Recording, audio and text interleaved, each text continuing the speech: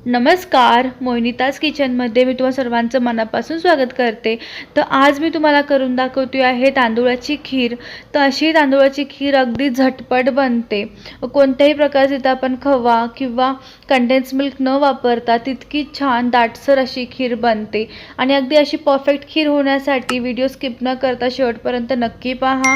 नवीन असाल चॅनलवर तर सबस्क्राईब करायला देखील विसरू नका।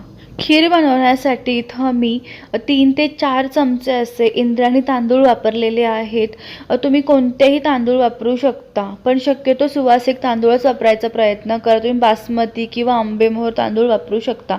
आणि असे तांदूळ मी ओल्या कपड्यामध्ये स्वच्छ असे पुसून घेतलेले आहे, जेणेकरून त्याच्यावर जी काही घाण असेल किंवा केमिकल्स असतील ते निघून जातील।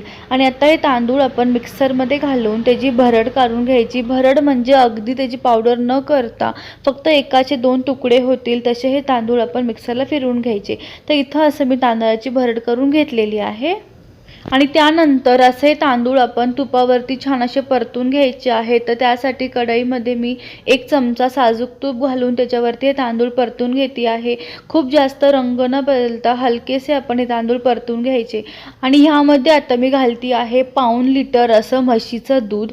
तर दूध मी आधी गरम करून घेतलेलं आहे, छान त्याला उकळून दूध घेतलेलं आहे। आणि असे दूध आपण ह्या तांदळामध्ये घालून घेऊ। आणि हे दूध आपण उकळून अर्धा लिटर करून घ्यायचं। साधारण 1 कप दूध ह्याच्यामधलं आपण आटवून घ्यायचं आहे। बारीक गॅसवर सतत असं ढवळत ही प्रोसेस करा, म्हणजे तांदूळ त्याच्यातले खूप छान असे शिजले जातील।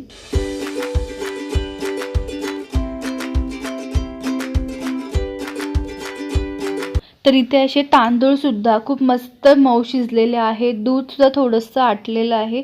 आणि आता ह्याच्यामध्ये घालायचं 2 ते 3 चमचे असं किसून घेतलेलं ओलं खोबरं। आणि हे खोबरंसुद्धा आपण त्याच्यामध्ये छान असं एकत्र करून घ्यायचं आहे। आता मी यामध्ये घालते अर्धी वाटीपेक्षाही थोडीशी कमी अशी साखर, कारण खूप जास्त गोड होईल मग खीर।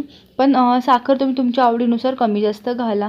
थोडंसं चिमूटभर मीठ घालून घ्यायचं। मिठाने कुठल्याही गोडाच्या प्रकारला खूप छान अशी चव येते।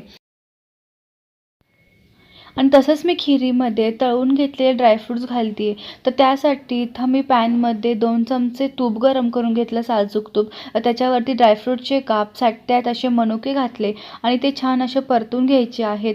आणि ही बनवून घेतलेली फोडणी किंवा हे बनवून घेतलेले ड्रायफ्रूट्स आपण थंड करून घ्यायचे आणि त्यानंतरच आपण खीरमध्ये घालायचे आहेत। तर इथं असे ड्रायफ्रूट्स मस्त असे मी तळून घेतले। आता हे आपण थंड करून घेऊ।